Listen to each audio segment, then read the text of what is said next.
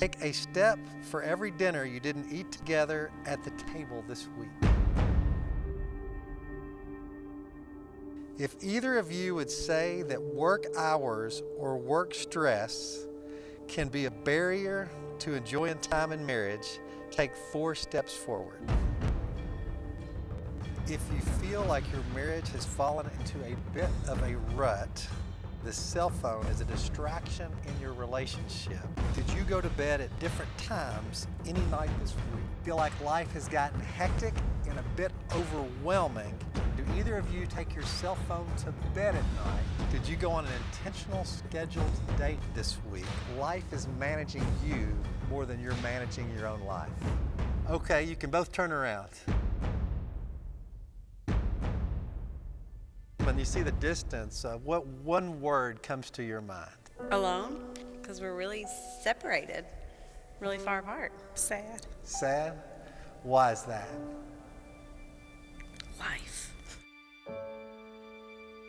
Challenge. All right, let's get closer, whatever we gotta do. Sad, because I want to be close to him. Doesn't seem like we would be, like the distance would be there, but... Look like a tunnel, a long tunnel. Seems so far away and so small.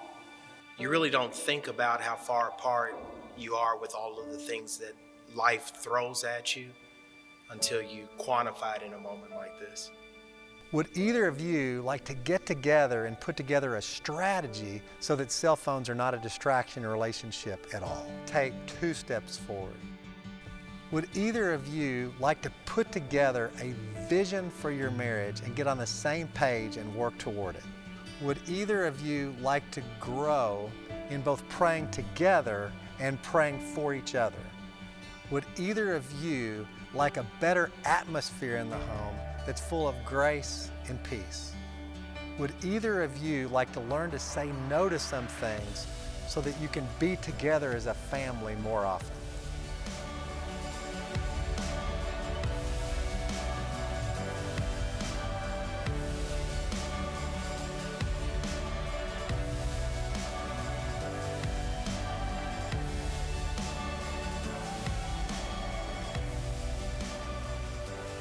Venture, it's good to see you today. I feel like it might be good just to take a moment and reflect on that video. If you're joining us from home, I'm so glad you're with us today. You might just want to take a moment, if you're a husband and wife on a couch together, just process that conversation just a little bit.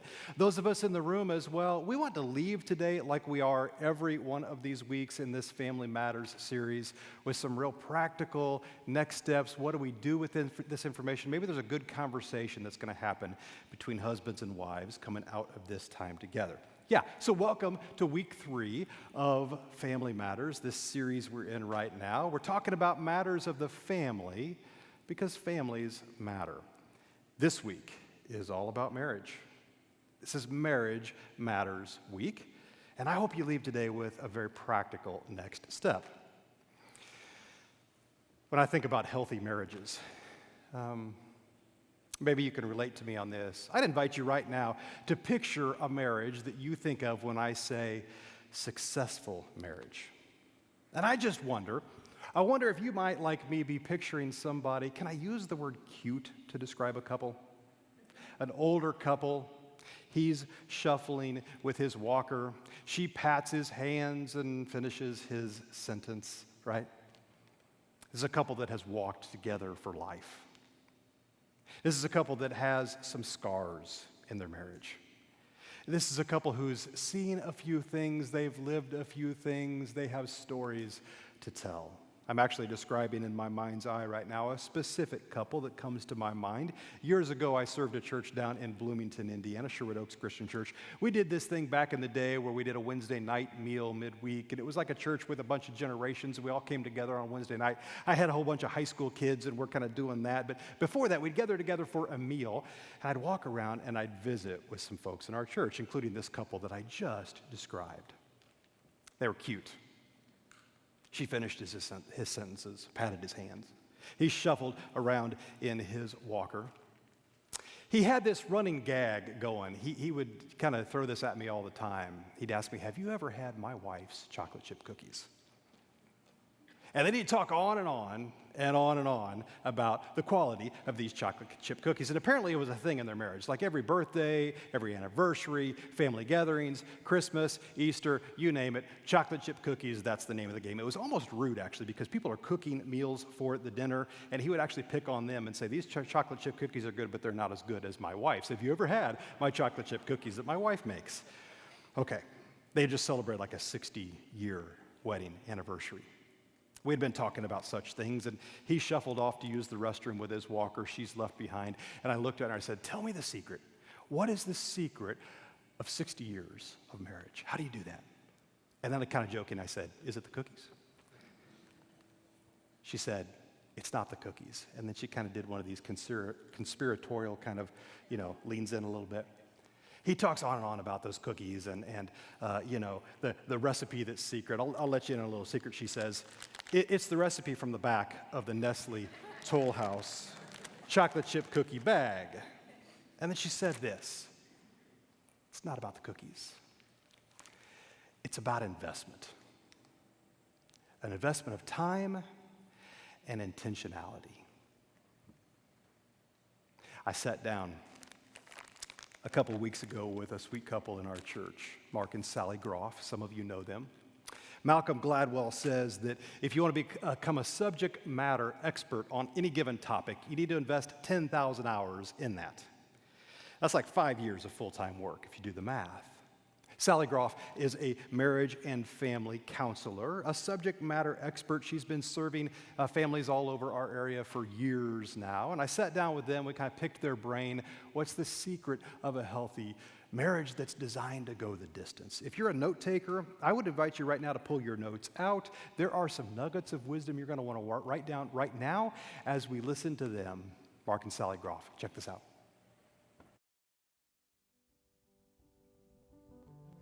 Mark and Sally, thank you for doing this today. Let's make sure we all know one another. Mark and Sally Groff have been a part of our church for how long? Since 2004. Yeah. So April 2004. So we're talking about marriage today, but before we dive into that, what do we do for a living? Mark, you're... Yeah, real estate investor and realtor. And Sally? So I'm a marriage and family therapist. I love it. Run Groff & Associates, which I know Venture sends a lot of folks our direction. There are 16 clinicians. We are considered kind of an integrative healthcare. Yeah, just love to take care of people with their mental, physical, and emotional health. You guys have been married for how long? 22 years as of August. Yeah. So many, many years and many, many days of counseling. Yeah. Poor Mark. Being married to a therapist, I'm sure that it's rough. We met at the RCA Tennis Championships. Yeah. RCA outdoor off IUPUI's campus. Okay. And we were both tickets, sales, and information. Went on a date in August. It's supposed to be lunch, and then we were going to do tennis or a bike ride, but it turned out to be a 12-hour date. Here we are 22 plus years later. Yeah. How many kids do you have? We have 2. So Justin is 18 and will be graduating this May from Fishers High School, and then Leslie is 16 and she's also a sophomore at Fishers High School. Highs and lows of marriage. We've had kind of an add-on where we are entrepreneurs, so we're business owners together, and we have marriage as a part of this in raising our family together. So that has added probably some unique complexity at times where, how do you keep those boundary lines of running the business and taking care of the family? And we've had some rough times with that. I mean, when you're entrepreneurs, life goes up and down. Right. Well, and the ups and downs, finances and communication and sexual intimacy and, quality time, if you are so busy. So there's a lot of things that can impact on a daily basis. There's a lot of, I think, worldly influences that really make marriages feel fragile just because we're just bombarded with so much in the world and trying to raise our kids well that sometimes I think marriage just gets sidelined. Yeah. It's not, I don't think any couple ever intends for that to happen, but I think when you're just so dealing with things in the world and trying to stay steady in that, it's tough.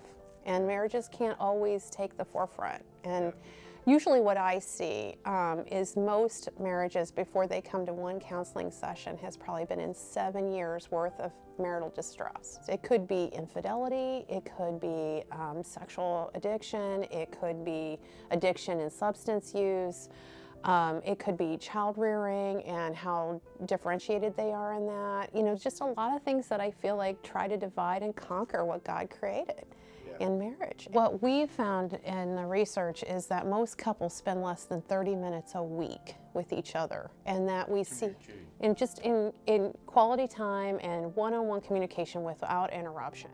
30 minutes a week, not a day. A week. And the goal is, I think, 6 hours. Yeah, 5 to 6 hours a week, which is huge. And considering where Mark and I have been, we have had that hardship. We know what that's like when you were trying to run businesses and raise kids. People and trying to kill it. You're out in the marketplace making things happen. Oh yeah. You can really end up missing each other. And I think that's what really a lot of couples end up with is neglect. And so they go running towards things to get their needs met when they're not getting their needs met from their partner. And that's where the betrayal, the lack of trust, all those things start to break down. And then it becomes in my camp to try to resurrect something that has been really lost for quite some time. Everyone brings to a marriage their baggage. And, you know, if they had a rough childhood, they're bringing it into the marriage. If they didn't take care of it, you know, when they were younger, or before they get to the 20s, then it's going to impact their daily life in their marriage. And that's a great point, because Mark and I, this is a second marriage for us. So I was widowed, Mark divorced. We both really see the high value of marriage and Christ at the center of that. We both come from divorced families, so we've had trauma in our experience. I have a father who has mental illness. He had a stepfather who had substance abuse issues. I mean, it's not like we went through this without being unscathed ourselves. Like he said, we come with our own baggage. Every marriage, you know, goes through good days and bad days. Tell me about a day in the Groff family that, you know, it becomes that picture you hang on the wall. Wow. There's probably several of those. You know, really like intentionally planning the day, a walk or bicycle ride, and spending quality time with Sally and really talking about what she's gone through in the last day or two with her life and counseling. She doesn't share any names, of course, but just what she's dealing with. It really is time. It's not spending the amount of money. It's not spending thousands and thousands of dollars, but it's just time and just having conversation about life and the struggles about life and the good, bad, and ugly. So it's really time. So Don and I will celebrate 26 years of marriage this May, and I'm thinking back to that era that we were dating right before we got married. Do you guys know who Harry Connick Jr. is? He's a singer, of course. We have a whole generation. My kids know him because he was, I think, a judge on American Idol for a number of years. He had a song when we were dating, and I don't mean to be crass. We'll keep it PG-13. We're talking about marriage. But the song was the recipe for making love. Of course, that was double entendre. But it was a lighthearted song talking about, you know, what are the ingredients that go into a spicy relationship, a healthy relationship. So, talk about those. What are the ingredients that go into healthy marriages? Communication. I think grace. Okay. Forgiveness. Back up real quick. Communication to each other, communication to the kids. Communication with each other. Okay. Yes. Communication, and the other one you said grace? Yes. Yes, grace. In a sentence, what do you mean by grace? Undeserved merit. Okay. All right. What else? What are the healthy ingredients? Praying together on a daily basis. I think love. You gotta love self, gotta love others, gotta love God, number one. Okay. Peace. Peace as a verb, as a noun. Peace. What's peace? Definitely a verb. You know, you got tranquility in the household, and so, yeah, harmony, definitely, for sure. And I think health.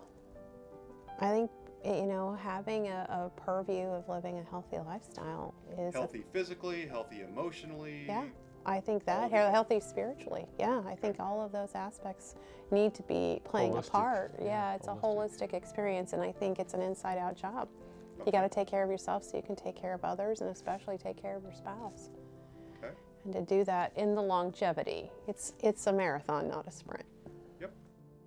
So we're aiming at healthy marriage, we're aiming at sweet marriage, those ingredients, and probably some others. Love. I mean, it's that agape. You gotta really love your mate well. Yeah. Well, thank you guys so much for your time today. I appreciate you, and I know our church family does as well. Thank you. Yeah, could we just show our appreciation, a thank you for a great conversation there. There's several things from that conversation that kind of jump out at me. Did you catch when they said that marriage is a marathon, it's not a sprint? Remember the sweet couple I had a conversation with? I told you that story a bit ago. And she said, oh, this is the recipe for the cookies. It's on the back of the thing. And I Googled that recipe just this past week. And I brought it up here on the screen. I want to show you.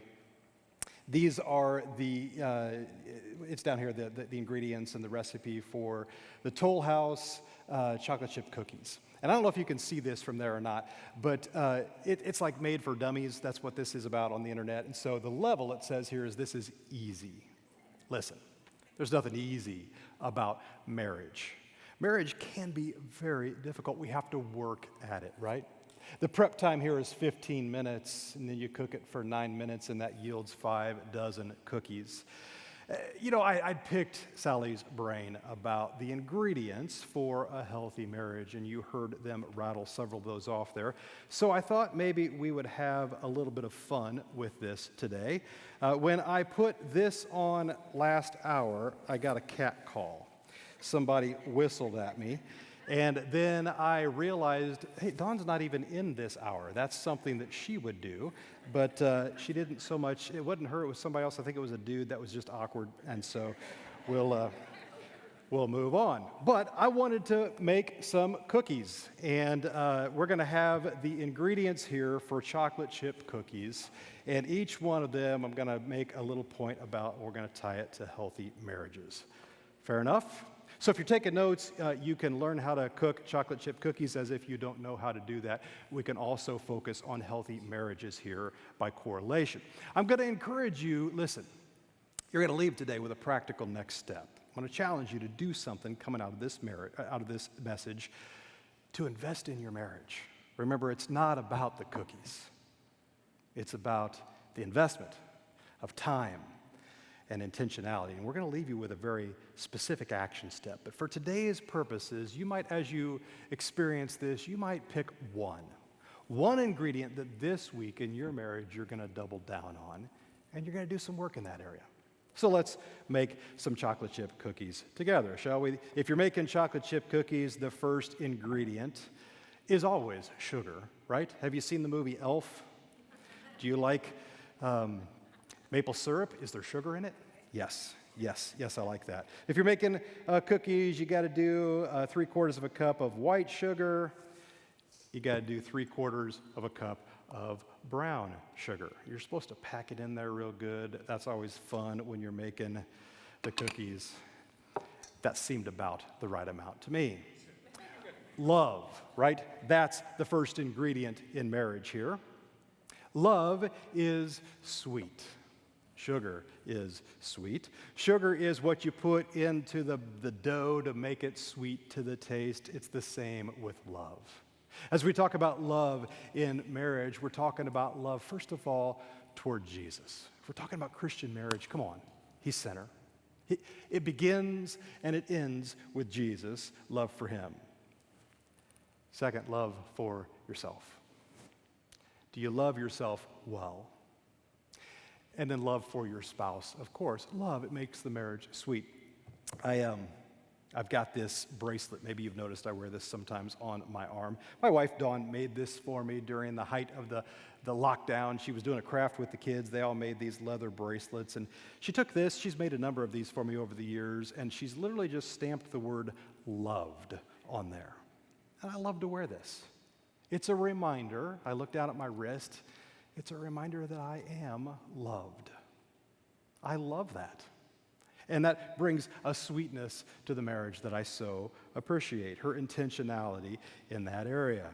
This is a good one to start with as we talk about love. This is the easy one, right? I mean, we don't usually get married without having first fallen, right? We even use that language, fallen in love. We even have a nursery rhyme. First comes love, then comes marriage, then comes a baby in the baby carriage. I'm sure you know that one. The key to a marriage, though, if you're taking notes, you might want to write this down. A key to a successful marriage is not the falling in love part. That happens. The key to a successful marriage is staying in love. And in order to do that, that takes nurturing love. Are you nurturing the love, the sweetness in your marriage? You should.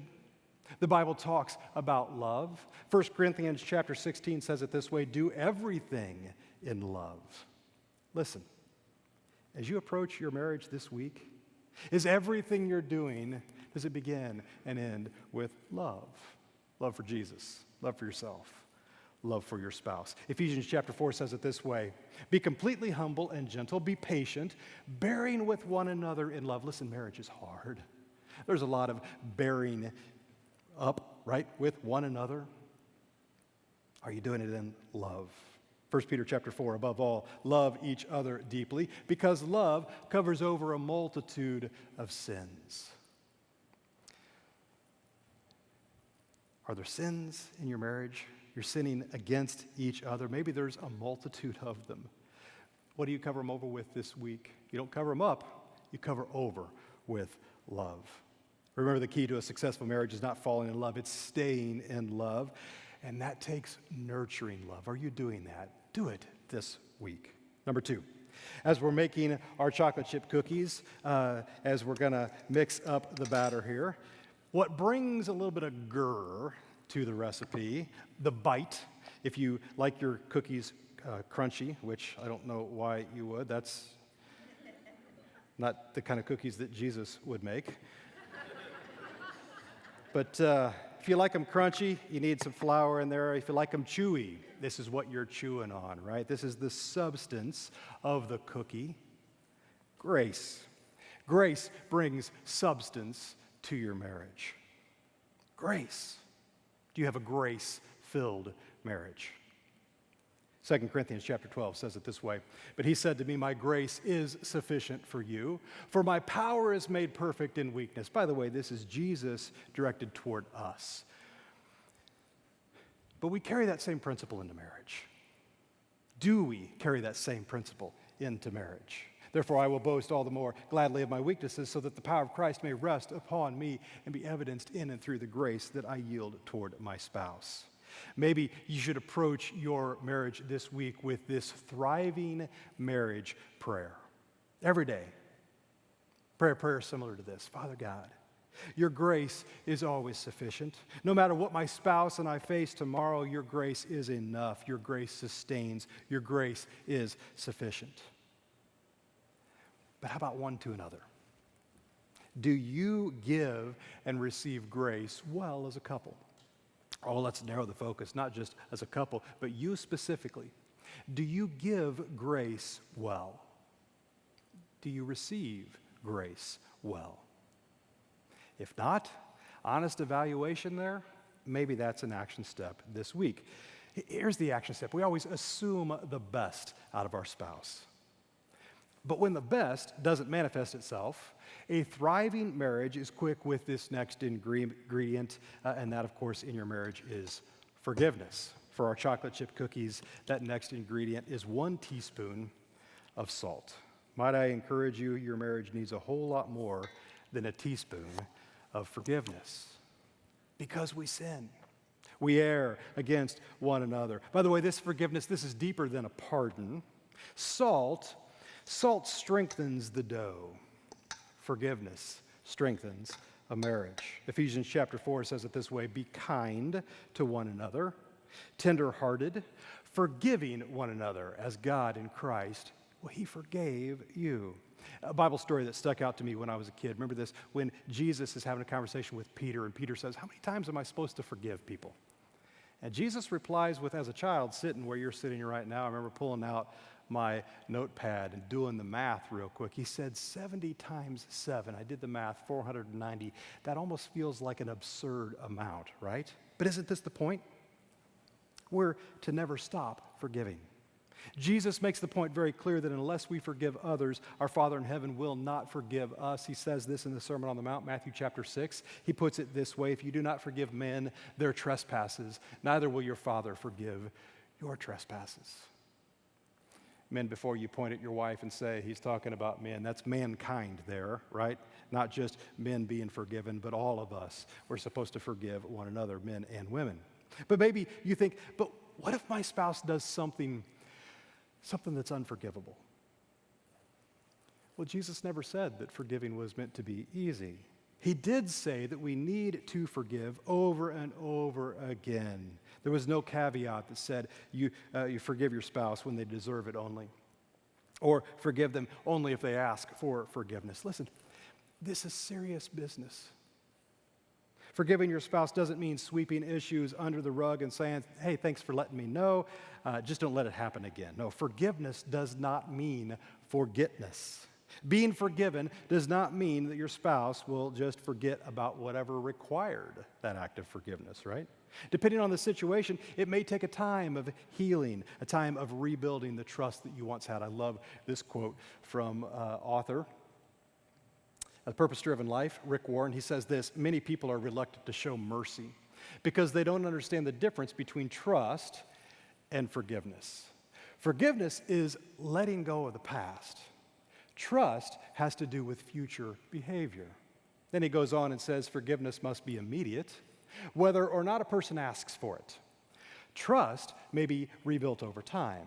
Trust requires a track record. If someone hurts you repeatedly, you're commanded by God to forgive them instantly. But you are not expected to trust them immediately. And you're not expected to continue allowing them to hurt you. This doesn't mean that you hold on to this like a trump card and play it every chance you get. There's some marriages that are being hurt over and over again by that. That totally goes against Jesus' point of 70 times 7. But remember, God has forgiven you more times than you will ever have the opportunity to forgive your spouse. Number 4, this is the fun part of baking the chocolate chip cookies. This is the eggs. I've got brown eggs here. I don't know why brown eggs seem to have a thinner shell. Have you noticed that when you're cooking? I don't know why that is. Somebody knows that and probably can tell me later. I got the brown, healthy kind here because this represents health in a marriage.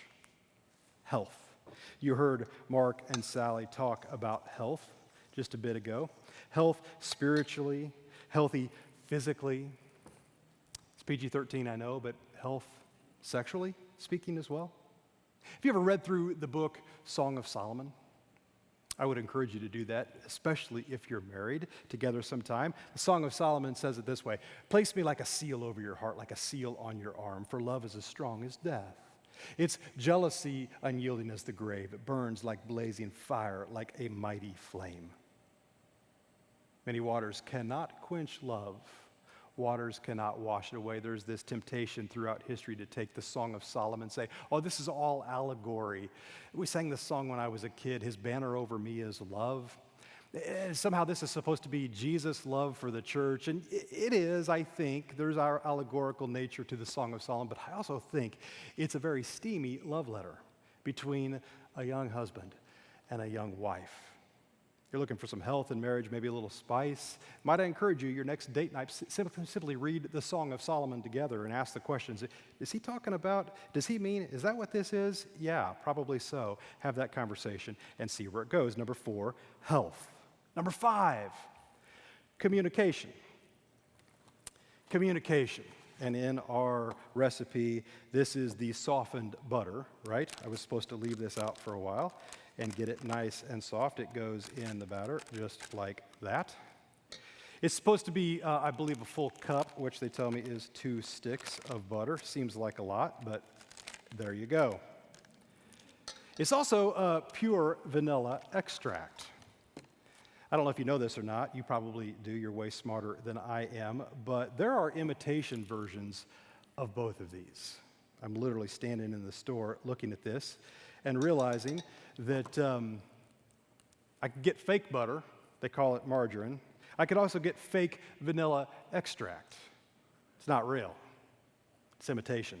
And I bet a real baker would say it probably just doesn't quite taste as good, and I'm sure it's probably not quite as healthy. It's the same with communication. You ever settle for texting when really what your marriage is designed for is a sit-down, face-to-face dinner? Real conversation, real communication one to the other. I'm literally standing in the store buying these things. I've been texting Dawn saying, hey, listen, do we have milk? Do we have vanilla extract? She didn't reply immediately to my text, and so I left her a voicemail message. She was busy. I get up to the checkout line, and ladies, I bet you already know this about me. I cannot do 2 things at the same time. Dawn called me back in that moment, and I'm literally on the phone with her. And I had asked her the question, now she's answering the question, and I'm trying to pay. I think I tried to swipe my health insurance card. I literally couldn't get it to go through, and finally I just said, I was frustrated, I said, babe, I've got to call you back. People are waiting. I just was overwhelmed in that moment. I can't walk and chew gum at the same time. I get out to my truck, and I pick up the phone, and I call her, and I said, I'm sorry about that. And she said, well, actually, I'm kind of glad that happened, because, dude, you do this to me all the time. You call me when I'm in the store trying to get some stuff done, and you just want to chat, and we're talking, and I'm kind of focused trying to get something done here. And she said, it's good that happened, and it raised a conversation, and I responded with, I'm glad you told me that. I'll stop doing that. I'll stop just chatting. I just assume you're wanting to fill time because, of course, you love me and you want to talk with me, right? That's a good thing, a good communication piece to have. Don't settle for the imitation. Go for the real. Let me real quick share with you some communication principles. First of all, words matter. They do. Be careful with your words. Proverbs chapter 12 puts it this way: there is one whose rash words are like sword thrusts, but the tongue of the wise brings healing. Are you hurting? Are you literally stabbing a sword through your spouse's heart? Be careful with your words. Watch your words. That's another principle here. Psalm 19 says this way, let the words of my mouth and the meditation of my heart be acceptable in your sight, O Lord, my rock and my redeemer. The words of my mouth, watch your words. How about this one? Restraint equals knowledge. That's the kind way to say it. The more blunt way to say it is know when to shut up, right? Know when to stop talking. Solomon in Proverbs uses more flowery language when he says in Proverbs 17, whoever restrains his words has knowledge, and he who has a cool spirit is a man of understanding. Watch your words. Here's one: listening is communicating. So often we think we need to talk more. Oftentimes we're called to listen more. Sometimes we're supposed to speak up. Listen, I'm going to give you an action step here in a little bit. You need to come and be a part of that. It's about active listening. You're going to be coached, and you're going to learn some real skills here for your marriage. Proverbs 18 says it this way: if one gives an answer before he hears, it is his folly and his shame. The Lord gave us 2 ears and a mouth for a reason. Open your ears to what your spouse is saying. Open your eyes to how your spouse is saying it, and practice speaking less and listening more. How about this one? Guard your anger. James chapter 1 says this: know this, my beloved brothers, let every person be quick to hear, slow to speak, and slow to get angry. Nothing shuts down good communication more than mad shouting. All right, let's get to the good stuff here, right? I don't know about you, but if I'm having chocolate chip cookies, the recipe calls for 2 cups, but come on, you dump the whole bag in there, right? And you stir it up real good. The chocolate chip cookies is kind of what we're all about here. This is living in harmony with each other. This is peace. This is what truly makes the cookie, and maybe this is exactly what we're aiming at with marriage as well. Let me real quick share with you 6 ways to create peace in your marriage. Number 1, ask the Lord to soften your heart. Not just your spouses.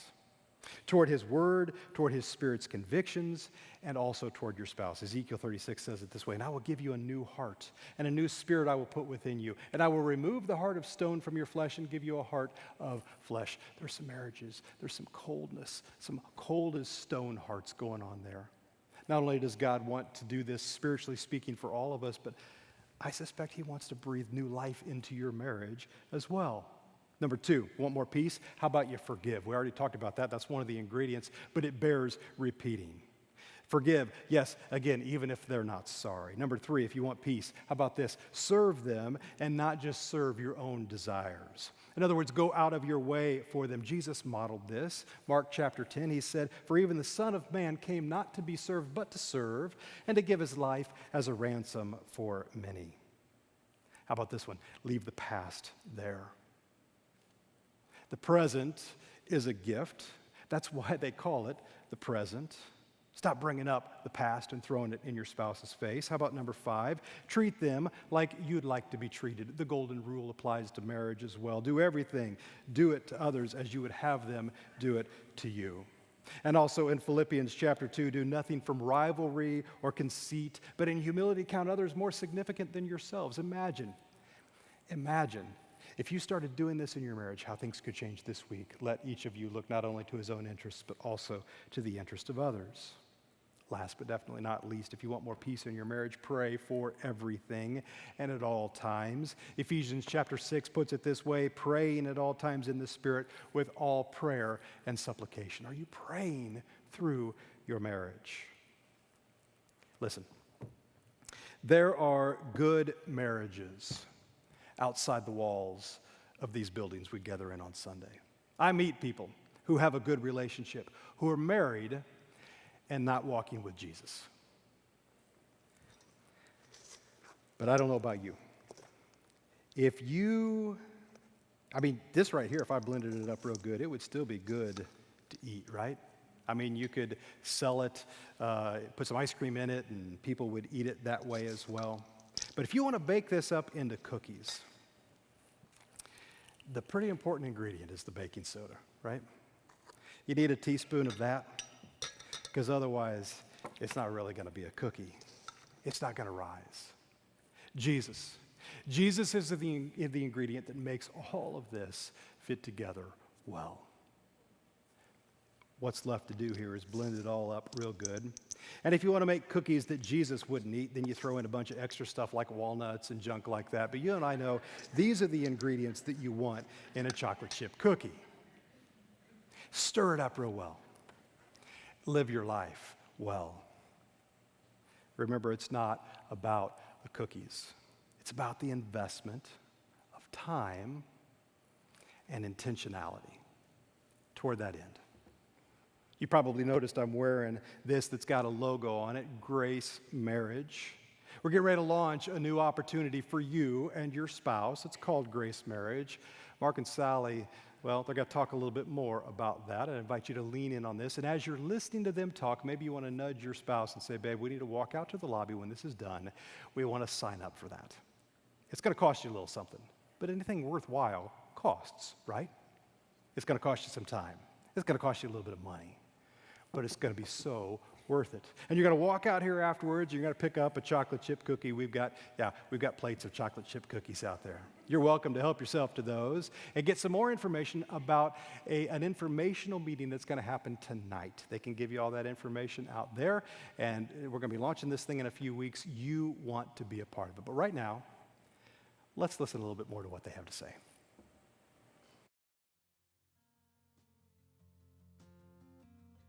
Couples who know the Lord and are really trying to serve the Lord together stay longer. They ride it out better. Okay. And they have more capacity to see restoration and forgiveness.